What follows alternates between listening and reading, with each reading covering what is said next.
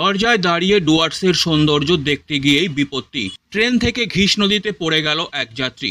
স্থানীয় দুই যুবক নদী থেকে উদ্ধার করে ওই ব্যক্তিকে। মালবাজার মহকুমার ঘিস নদী সংলগ্ন এলাকার ঘটনা। ওই ব্যক্তির নাম রতন সূত্রধর, বাড়ি ডুয়ার্সের রাঙালি বাজনায়। তিনি শিলিগুড়ি থেকে বাড়ি ফিরছিলেন ইন্টারসিটি এক্সপ্রেসে। ঘিসবস্তির বাসিন্দা সাইনুল হক বলেন, শুক্রবার বিকেল নাগাদ শিলিগুড়ির দিক থেকে ইন্টারসিটি এক্সপ্রেস আলিপুর যাচ্ছিল।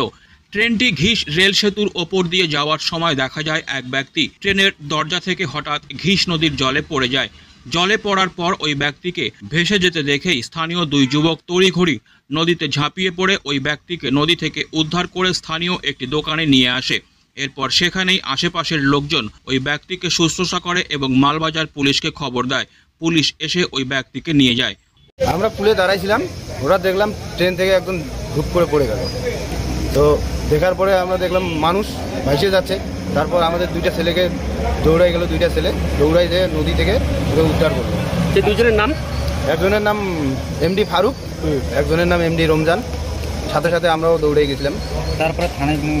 তারপরে আমরা উঠাই এখানে দোকানে ধাবায় আইনে চাটা খাওয়াইলাম। চাটা খাওয়ার পরে পুলিশকে ইনফর্ম করলাম। পুলিশ আইসে ওনাকে নিয়ে গেল হসপিটালে নিয়ে যাবে। এখন হসপিটালে ওনার বাড়ি রাঙালি বাজনা, উনি শিলিগুড়ি থেকে রাঙালি বাজনা যাচ্ছিল, তিনি তাই বললেন।